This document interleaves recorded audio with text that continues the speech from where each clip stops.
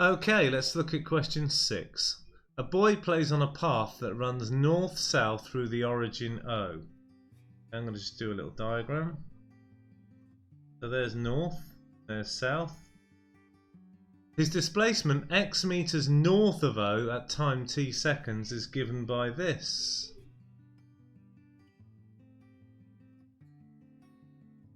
And he does this for 10 seconds. Determine the direction he is moving when t equals 7. Okay, just before we go any further, okay, because the description in the question says his displacement x meters north, so this is telling us how far you've gone up that way. That means upwards is positive. You know, if you put a number in for t here and you get a positive x, let's say you've got 4, that would mean 4 meters north. So positive 4 here means 4 meters in the north direction. So upwards is positive for this. Okay, I'm going to need that, I think, for question 1. Determine the direction he is moving when t equals 7. Well, you may have noticed that this is a variable acceleration question. You've got a function of t for displacement, and you can work out velocity by differentiating that. Okay, I'll explain why I'm doing this in a second. So here I am differentiating that. The reason I'm doing that is this. You can determine the direction of travel by whether v is positive or negative. So I've worked out what the function for v is, and then I'm going to replace t with 7 and see whether I get a positive value. So I'm going to write down when t equals 7, v equals minus 1.4 times 7 plus 4. Well, this will be minus 2.1 plus 4. Okay, that's not minus 2.1 at all. I'm adding 14 and 7 together, aren't I? I get a negative 5.8. Okay, the number's not all that relevant really for this question, but I get a negative number. So the direction of travel is south. Travelling south at t equals 7. Okay, let's look at part 2. Find the furthest distance from O reached by the boy for 0 to 10 seconds. The furthest distance from O. So that could be north or it could be south. Okay, well, there's a few things that can happen here. He either starts going north and then he just carries on going north. So the furthest he'll get away is where he is at 10 seconds. Or he does the same sort of thing travelling south. And we know he does some travelling south. Okay, or what he might do is travel south for a bit, turn and come back up, travel north for a bit, turn and come back down. Okay, and the furthest he'll get in either situation is the point at which he turns around, how far that is away from the origin. So we're trying to find the points at which he turns around, and what's going to be his velocity when he sort of stops going south and starts going north. Stops going north and starts going south, his velocity will be 0. So we're interested to know when is v equal to 0. And it's got to be in the time limit of 0 to 10 seconds. Question? So I'm going to come back here to my velocity function and replace v with 0. I go. So I'm now going to solve this.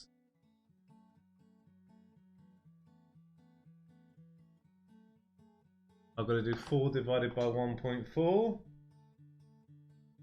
I get this, that's actually 2 6/7, but I'm going to write it down rounded up, keep it on my display.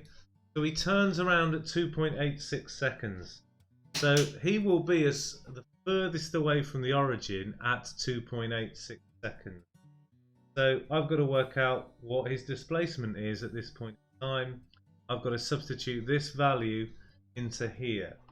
Okay, I could make use of answer here, but I'm going to use store. I've stored that number in A. Okay, and what I'm going to write down is when t equals 2.86, x equals, and this is where I'm going to work it out, subbing into here, minus 0.7 times a squared plus 4 times a. I'll just check I've typed that in correctly. I get 40 over 7 or 5.7.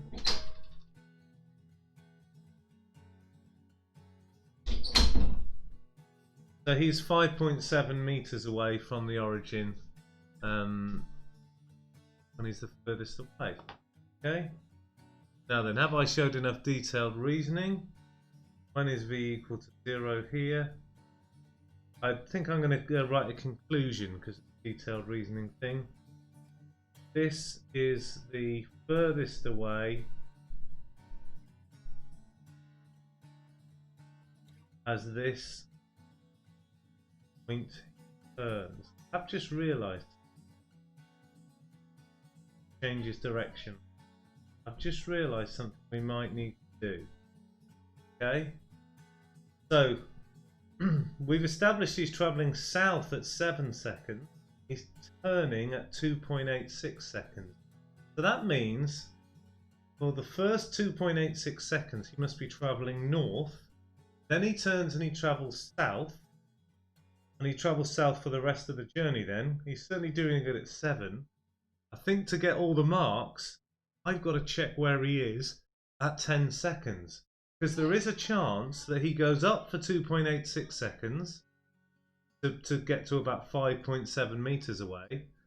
And then for the remaining bit of the 10 seconds he's travelling south, he could go even further south than 5.7 meters, couldn't he? So we need to suss out where he is when t equals 10. So I might have to cross this sentence out, but let's find out. I'm going to put 10 into this and see what we get this time. Minus 0.7 times 10 squared plus 4 times 10. Minus 30. So, I was wrong. It's not 5.7 meters. 30 meters. Okay, I'm going to cross this out. 30 meters south of the origin. So the answer is 30 meters. As 30 bigger 5.7. Okay, I've sort of done quite a lot of justification there. But I can see what this question is testing. I think this question is sort of seeing if you just stop here at the turning point. I think if you got one of these two bits and not the other, you're going to get some marks. Get the full 5 marks. I think you're going to need both of these two bits for full justification. Okay, I'll move on to 7 now. Go. Turn this over. There's a bit of graph there. And work our way around that.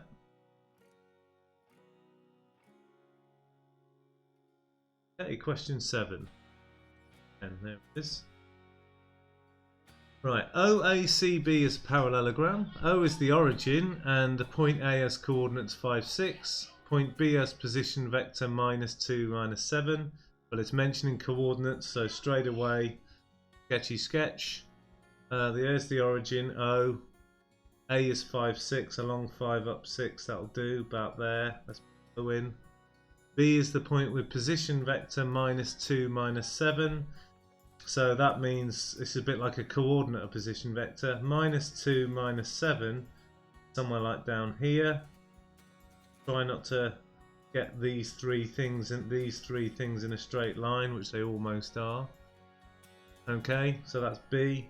So now I'm gonna OACB. So OA, C is somewhere else, and then B would have to connect up with O. So it's going to be something like this, isn't it?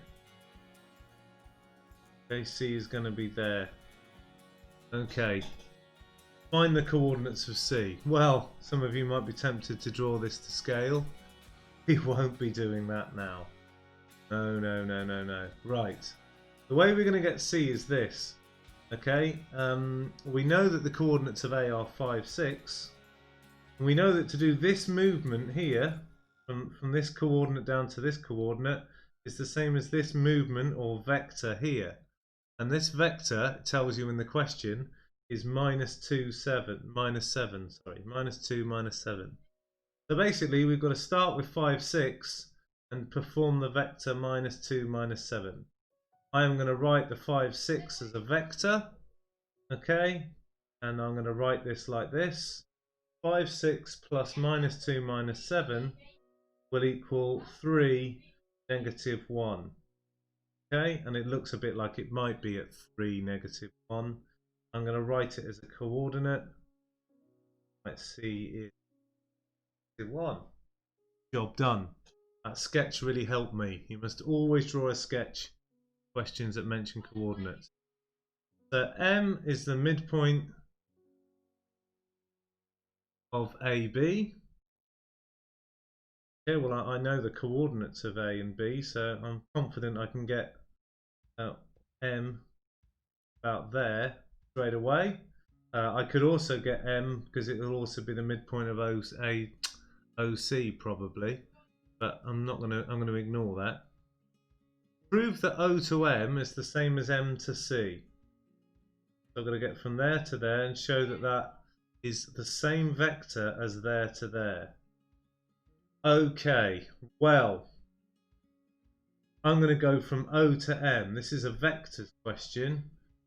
I'm going to work out what O to M is as a vector, and I'm going to do it by starting at O, going to A, and then getting to M. Now, I'm not going to be able to work these out without knowing the coordinates of M. Okay, so on the side here, coordinates of M, question mark. Well, it's midpoint. Okay, so the midpoint thing looks like this. The average of the x coordinates and the average of the y coordinates.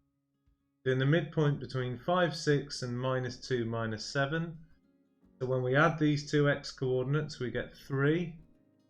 When we add these two y coordinates, we get minus 1.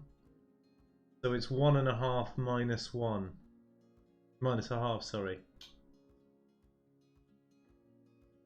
Minus a half. Okay. Right, let's go back to working out O to M. So I'm going to do it by going O to A first. And as a vector, to go from O to 5, 6, it's 5, 6.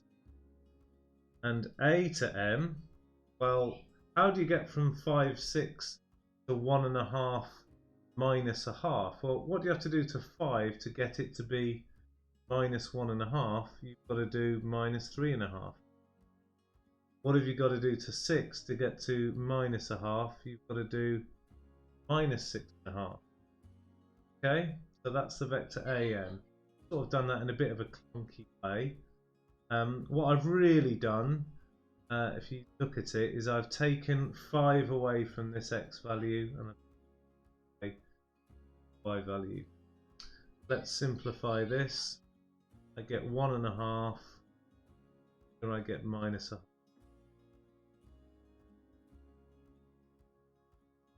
Okay. I've just realised that I've sort of wasted my time really. I knew that was going to be the answer because I know the coordinates of M. So O to M will just be the coordinates of M. So that was a bit of a waste of time. But never mind.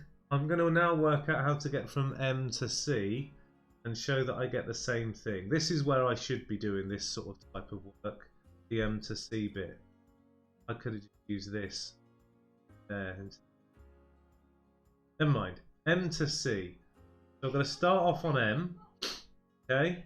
I've got to get up to A and then back down to C. So I want to do M to A plus A to C. Okay. How do I get from M to A? How do I get from here, this coordinate, to 5, 6? What do I have to add on to 1.5 to get it to 3.5? What do I have to add on to minus a half to get it to 6? 6.5. So there's the vector MA. That's going to get me from there up to there. And now how do I get from A to C? I've got 5, 6 is A and C is here. What do I have to do to get from 5 to 3? I have to minus 2. What do I have to do from 6 to get to minus 1? I've got to minus 7. Okay? Now then, let's add these up. 3.5 plus negative 2 is 1.5. 6.5 plus minus 7 is minus 1/2. They are the same thing. So OM definitely equals. Right, that's how you're supposed to do that proof. Part 3.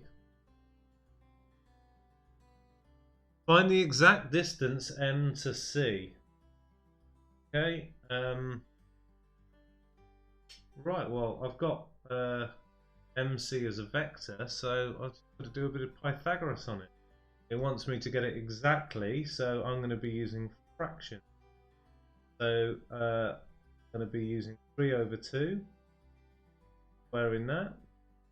Then I'm going to be using 1 over 2, I'll be squaring that. That M's lines either side of M. 3 over 2 squared is 9 over 4. 1 over 2 squared is 1/4. Okay, so we've got 10 over 4. Now we need to square root it. Okay, square root of 10. Square root of 10, and the square root of 4 is 2. Okay, can that surd be cancelled down? No, it can't.